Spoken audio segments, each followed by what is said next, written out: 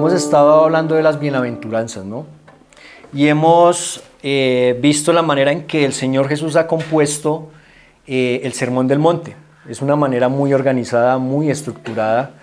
Quizás si algún predicador de los grandes predicadores de hoy en día estuviera al lado de Jesús, se daría cuenta que tenía una manera muy especial de dar sus enseñanzas, no solamente por la forma en la forma en que lo hacía, sino también la manera en que organizaba sus bosquejos, si pudiéramos decirlo de esta manera, para sacar el mayor provecho de lo que él quería decir. Y el Sermón del Monte es obviamente su primer gran sermón en público. Y lo primero, y ya lo hemos visto en las enseñanzas anteriores, lo primero que hace el Señor Jesús es como decir, voy a parafrasear, lo primero que él hace es como identificar de manera general a quiénes les pertenece el reino de Dios. Él como que dice, bueno, hay algunas personas a las que les pertenece el reino de Dios. De esto nos habla en las primeras 4 bienaventuranzas. Pero después el Señor Jesús va más allá y él dice, el reino de Dios le pertenece a algunas personas, pero en los siguientes 4 versículos él está diciendo, esas personas son ustedes. ¿Ustedes quiénes? Mis seguidores. Así que si alguno de ustedes se considera en esta mañana un seguidor de Jesús, no solamente un conocedor, sino un seguidor de Jesús, pues el reino de Dios les pertenece, mis hermanos. Qué buenas noticias, ¿no? Y el Señor Jesús, esto es un repaso rápido de lo que vimos en las clases anteriores, para retomar y entrar a lo que vamos a ver hoy. El Señor Jesús, a través de estas bienaventuranzas, manifiesta las expectativas que hay del mundo hacia los seguidores del Señor Jesús, que son persecución, que es que los van a tener, pues no los van a tratar de una manera adecuada, pero el Señor Jesús también, las primeras bienaventuranzas, habla de las expectativas que hay para aquellas personas que son seguidores de Jesús. Y eso lo vemos ahí rápidamente cuando dice aquellos que reconocen su necesidad espiritual, los que están tristes, pero más adelante y enfocándose particularmente en quienes van a ser o en quienes son los dueños del reino de Dios, son los que practican son humildes, los que practican la justicia, los que son puros, comprometidos, como decíamos la vez pasada, o decía William la vez pasada. Entonces, el Señor Jesús como que ya empieza a seleccionar. Dice, claro, el reino de Dios le pertenece a algunas personas, pero esas personas son ustedes. Y hoy vamos a empezar a adentrarnos en lo que son las expectativas que Dios tiene, que el Señor Jesús tiene para las personas que son sus seguidores. Y vamos a empezar a ver esto. Entonces, versículo 13. ¿Qué título tiene esta porción de la palabra? Duro la brisa. Sal y luz del mundo.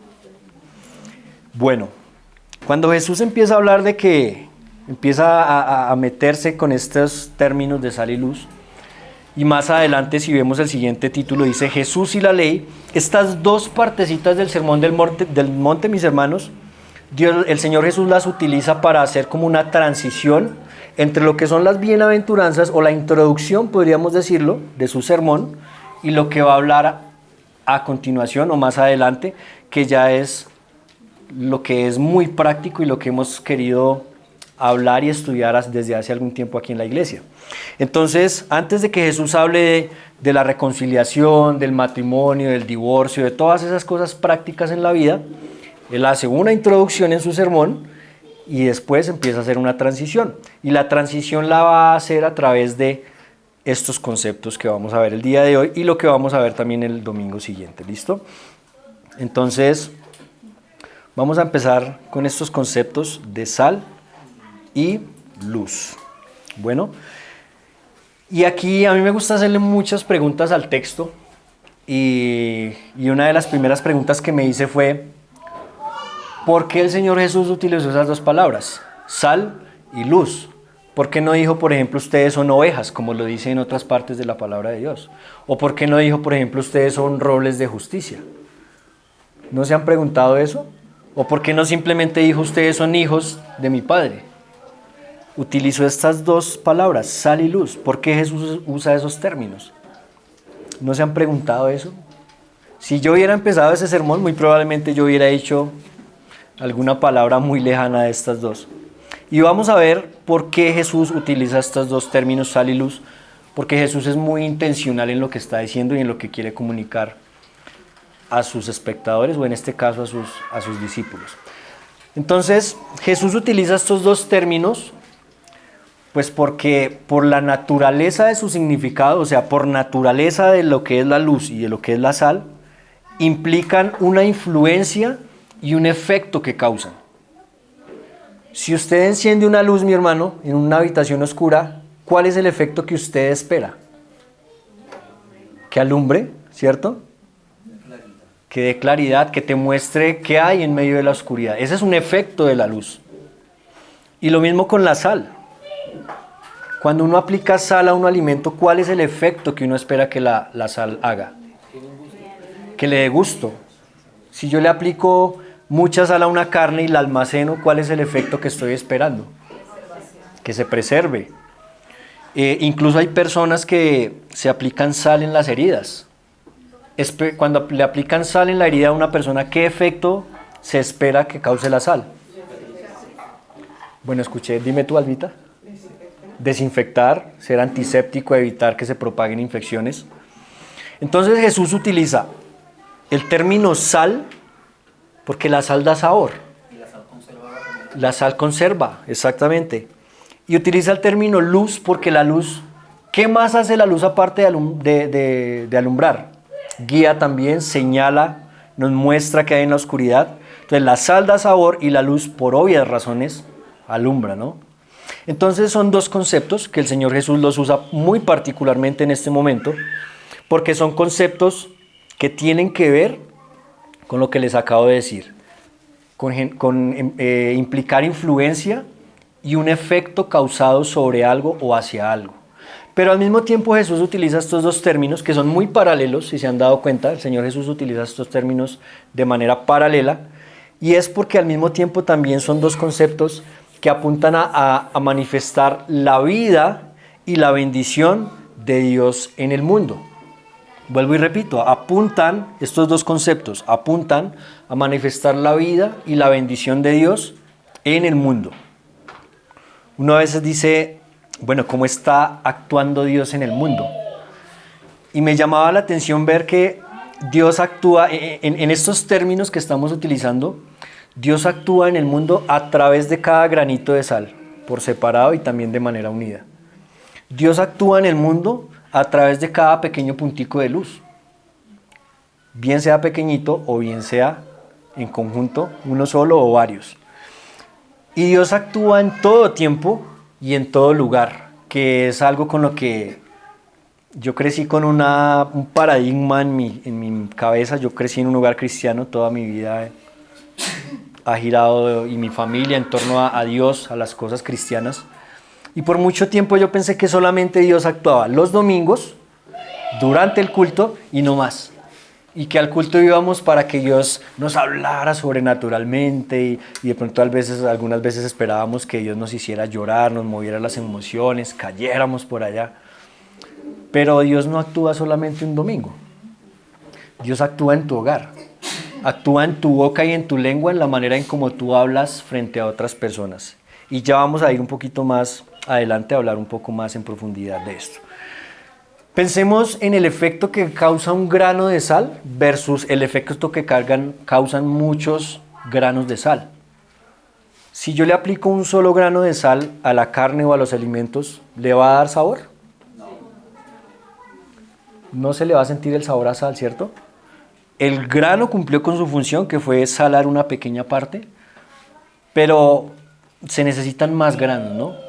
Pero un solo grano de sal, póngaselo a un caracol o a una babosa, bueno, si le queremos decir así. Si usted le aplica un solo granito de sal a una babosa o a un caracol, yo sé que ese ejemplo está un poco raro, porque a muchos les parece, uy, qué feo.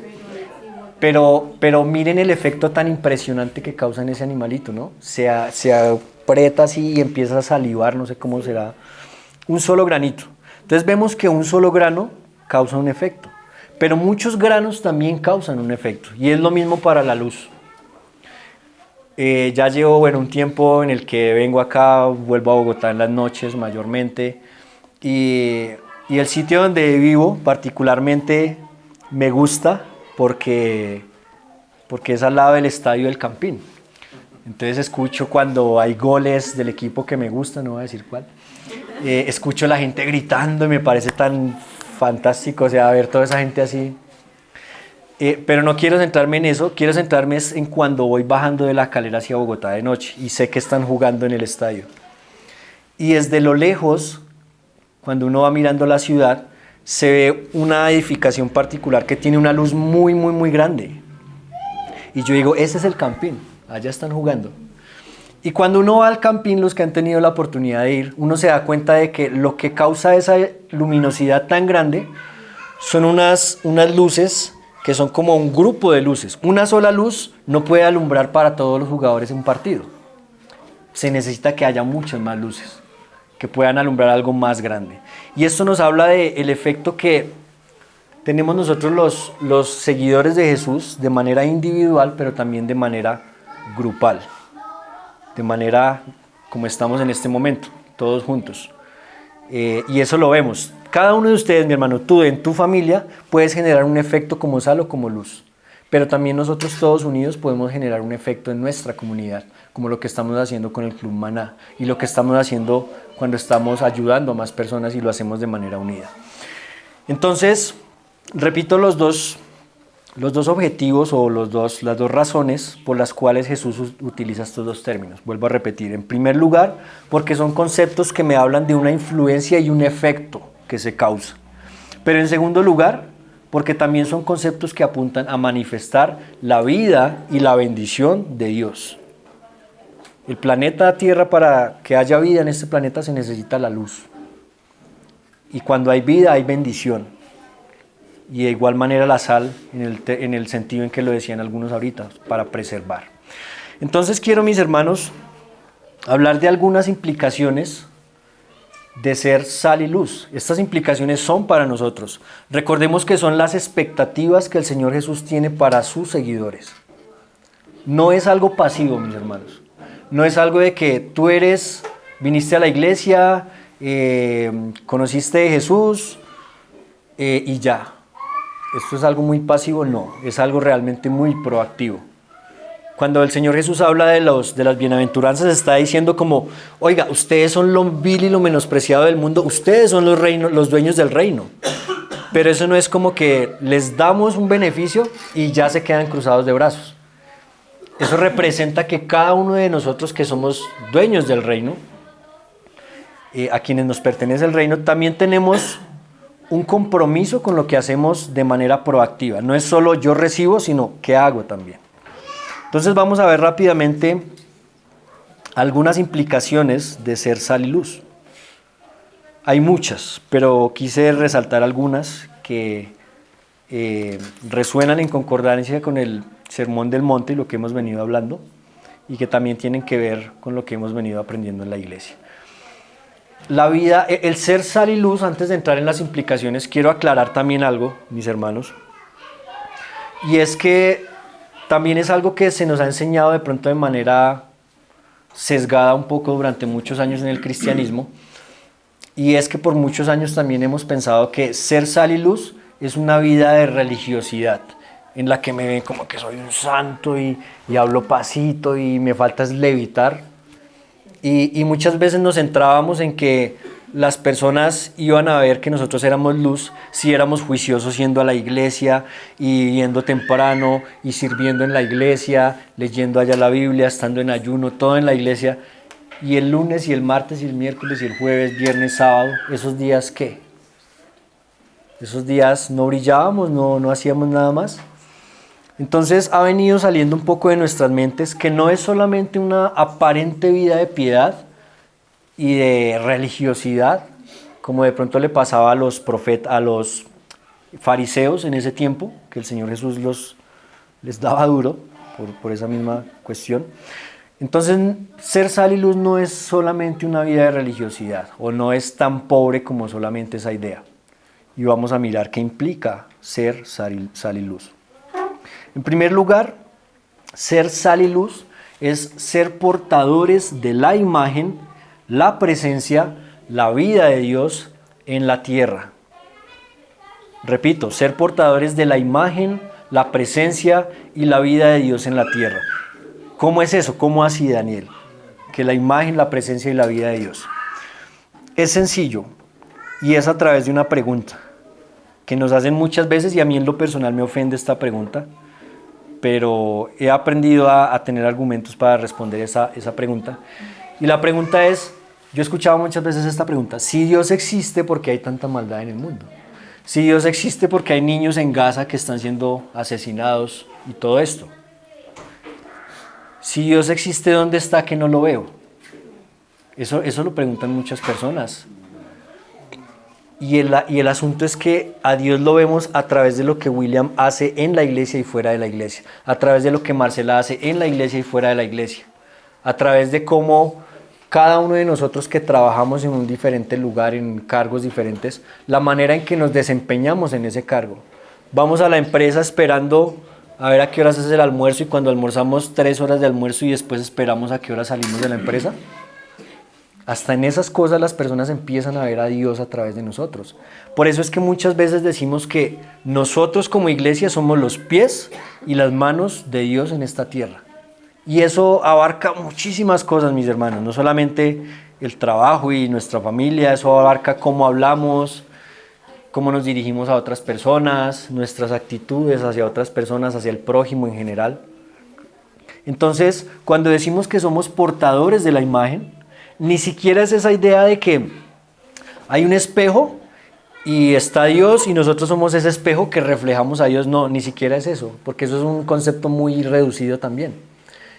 Es que Dios vive en nosotros, habita dentro de nosotros, y su imagen tiene que salir. Por eso vamos a ver ahorita más adelante, en el versículo 16, que, bueno, y a partir del 15, de que cuando tenemos una luz encendida no es para esconderla. Vamos a entrar un poquito en detalles ahorita con eso. Entonces, en primer lugar, somos portadores de la imagen, la presencia y la vida de Dios en la tierra. En segundo lugar, ¿qué implicación tiene ser sal y luz? Y es que debemos cumplir con el propósito de Dios para la humanidad, que no se cumplió en Adán, que no se cumplió en Israel, ni en nuestra vida antes de ser seguidores de Cristo, de Jesús. Recordamos ya en enseñanzas que hemos visto también anteriormente. Dime.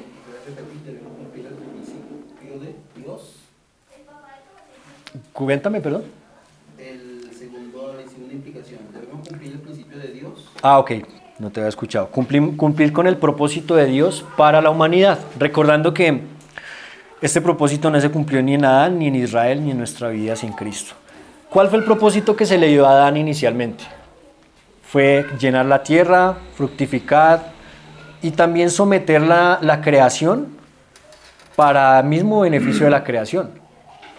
Entonces tenía que gobernar con justicia, tenía que hacer una serie de cosas, o ni siquiera era una serie, era algo sencillo, entre comillas, que Dios le había indicado.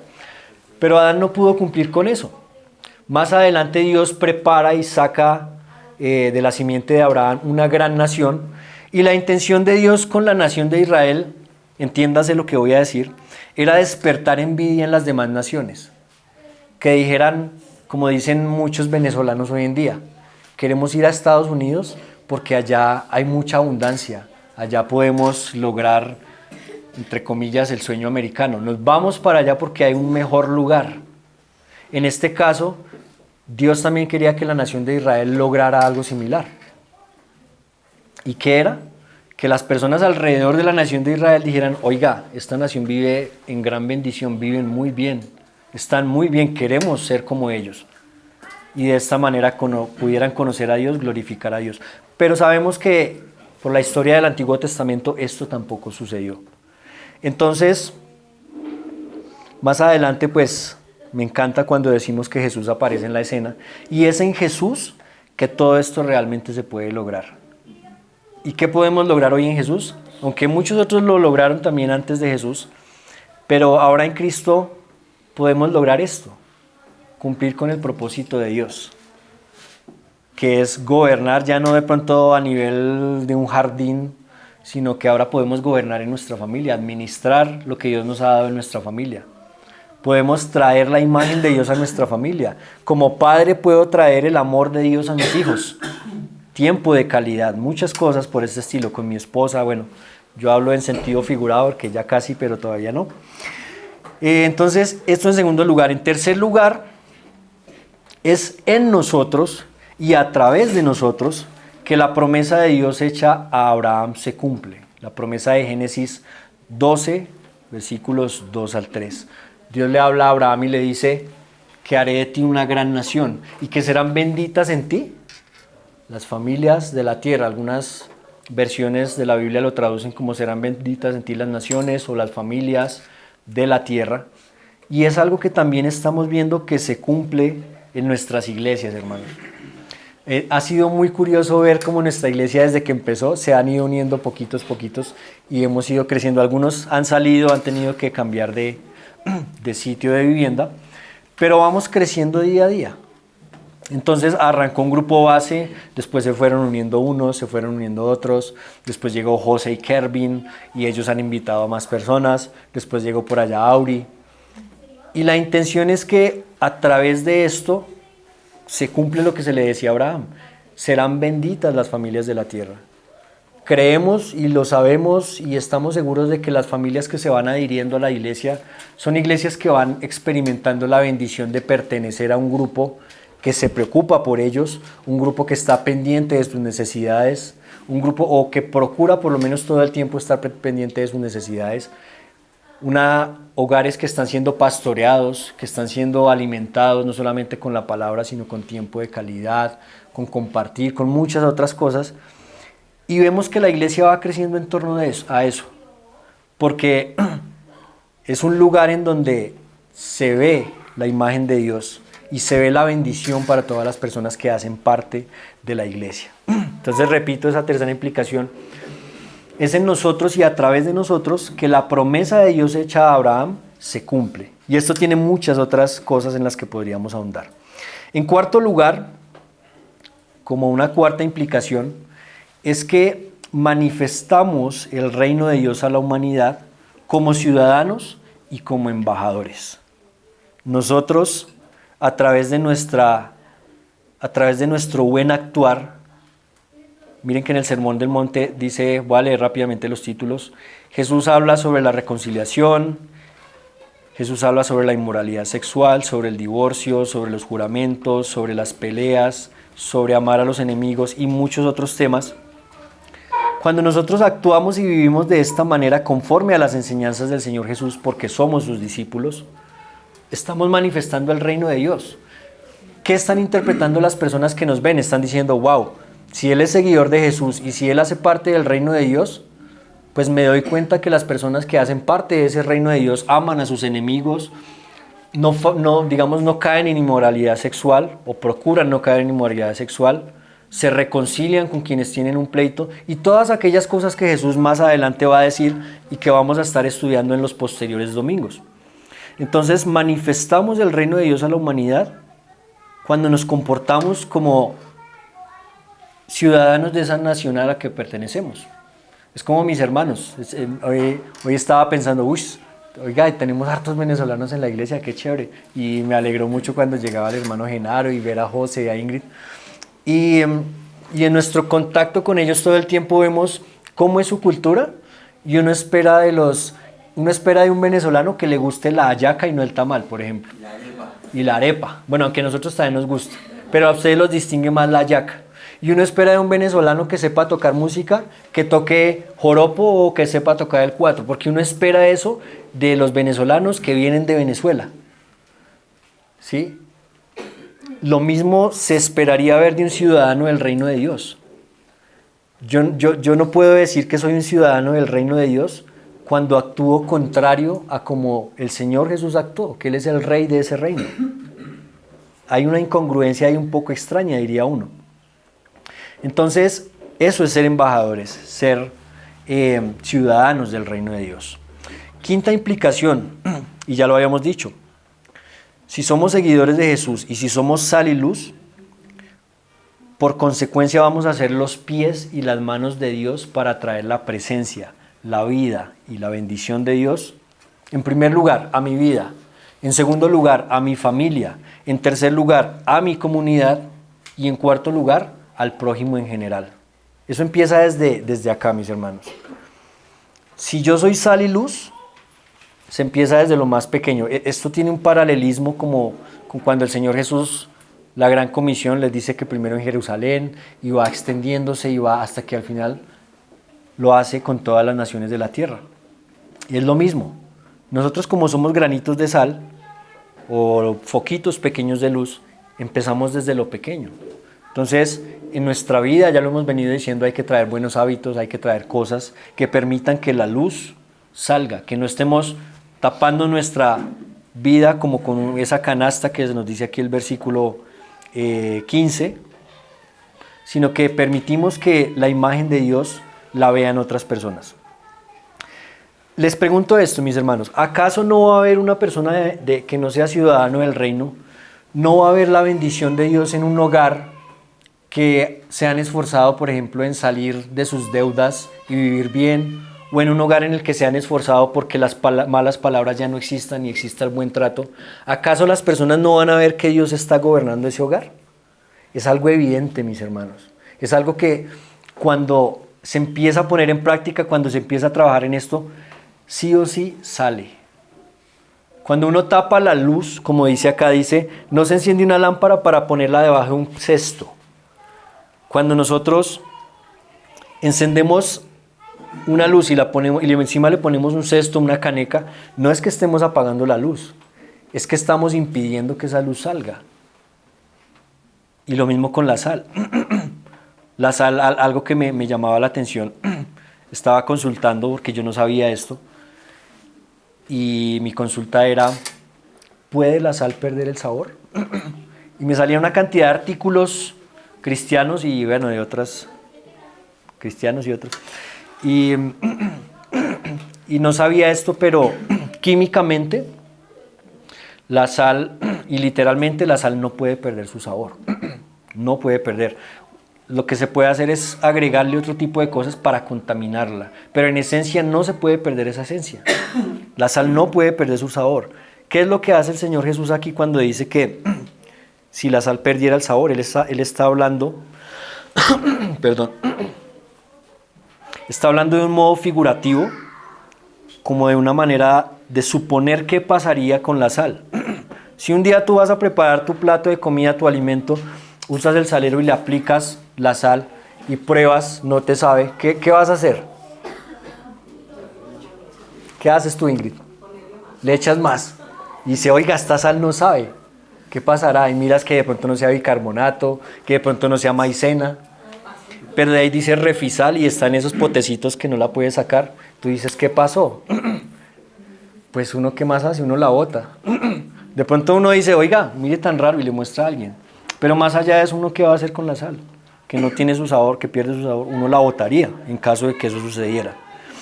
Entonces, esto nos habla de un estilo de vida, mis hermanos. Y es un estilo de vida que permite que Dios obre a través de nosotros.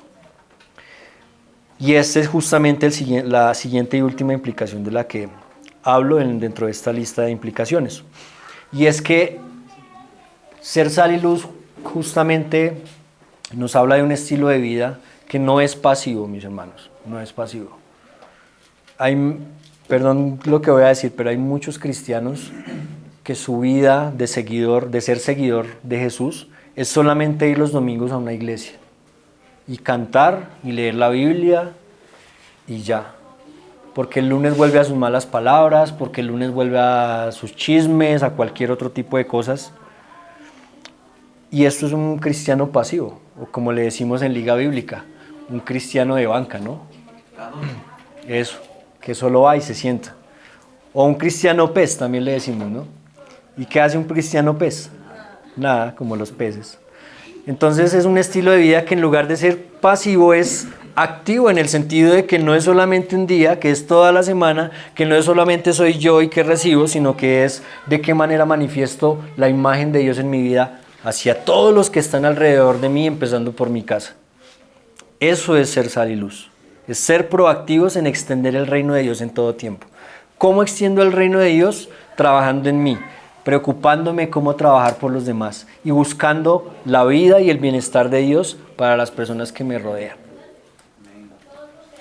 Entonces, en este punto quiero que, entendamos esto, mis hermanos. Aquí estamos entrando en la practicidad de la palabra de Dios, en la practicidad del Sermón del Monte. Aquí es donde Dios deja de ser algo por allá lejano, como fue para mí por muchos años, que yo pensaba que Dios era algo supernatural por allá, algo súper extraño que uno sentía. Y los domingos yo salía muy bendecido, pero entre semanas yo veía que no pasaba nada. Aquí es donde empezamos a ver que Dios de verdad está actuando, que Dios no es algo por allá sobre espiritualizado, no es solamente una emoción, es algo que realmente se vuelve tangible. Aquí cuando tuvimos la crisis de la pandemia, recuerdo que tuvimos algunas donaciones, no recuerdo bien si también pudimos poner de nuestra parte, pero me acuerdo que repartimos una buena cantidad de mercados en diferentes partes de aquí del municipio. Y es más, creo que ustedes también recuerdan esto. En las ventanas de algunas casas ponían banderas rojas y era donde ya habían quedado totalmente desabastecidos de comida y de víveres básicos. ¿Y qué hacíamos? Salíamos en el carro, íbamos, mirábamos, nos contactaban a veces, nos paraban a veces las autoridades para decirnos que no podíamos circular, mostrábamos el permiso de la alcaldía y seguíamos haciendo eso. Eso es algo tangible, mis hermanos, es algo que podemos ver con nuestros ojos. Muchas familias pudieron ver a Dios obrando a través de cada uno de nosotros que somos sal, que somos granitos, que somos focos pequeñitos. Ahí es donde las personas ven a Dios obrando. Quizás algunas personas lo vieron, no hicieron nada más, no les importó y siguieron en su vida de pecado. Quizás otros dijeron, oiga, interesante, y empezaron a acercarse más. Entonces, aquí es donde nos empezamos a dar cuenta que lo que el Señor Jesús predicaba era algo muy aterrizado a la realidad, mis hermanos. Jesús no predicaba cosas por allá sobrenaturales, aunque hacía cosas sobrenaturales, pero lo principal era estar acá, porque el propósito de Dios inicial para la humanidad era vivir en justicia, en igualdad, en armonía. Y como sabemos, pues por causa del pecado esto no sucedió. Entonces aquí es donde vemos que Dios se vuelve algo real y algo que también está al alcance nuestro. No solamente para recibir, sino para yo también aportar. Entonces, me gusta cómo finaliza esta parte, porque el Señor dice, versículo 16, asimismo, ustedes deben ser luz para los demás, de tal manera que, ¿qué? Acompáñenme ahí, de tal manera que todos puedan ver sus buenas obras y adoren a su Padre que está en los cielos. Gracias, mi hermano. Tremendo, ¿no? Cuando nosotros empezamos a poner en práctica todo esto de lo que el Señor Jesús nos va a hablar enseguida, que no lo voy a abordar hoy, pero cuando empezamos a poner en práctica todo esto es cuando la gente dice, oiga, esta gente es diferente. Oiga, a esta persona yo la he tratado mal toda la vida y mire cómo me trata a mí. Y la gente va a empezar a actuar de una manera que cumple estas palabras que dicen aquí. Van a adorar a Dios que está en los cielos. No está hablando aquí de si se van a volver seguidores de Jesús también o no, pero por lo menos la parte inicial va a ser que van a reconocer que Dios sí existe y que obra a través de alguna persona, que en ese caso es la que estamos viendo enfrente nuestro. Entonces quiero cerrar con una historia, mis hermanos, que creo que resume gran parte de lo que representa ser sal y luz y lo que no deberíamos hacer. Y esta es la historia de Jaime. Me busqué un nombre, no sé si aquí alguien se llame Jaime, espero que no, porque le vamos a tirar duro a Jaime. Dice así, es una historia corta, mis hermanos. Jaime, un hombre que se consideraba seguidor de Jesús, repito, se consideraba seguidor de Jesús, comenzó a alejarse de las enseñanzas que tanto valoraba. A pesar de asistir a la iglesia regularmente, sus acciones en casa y con sus vecinos contaban una historia diferente.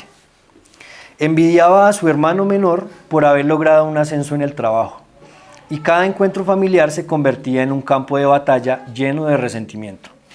En el vecindario, su envidia y celos hacía su envidia y celos hacia aquellos que prosperaban los llevaban a hablar mal de ellos en lugar de celebrar sus éxitos.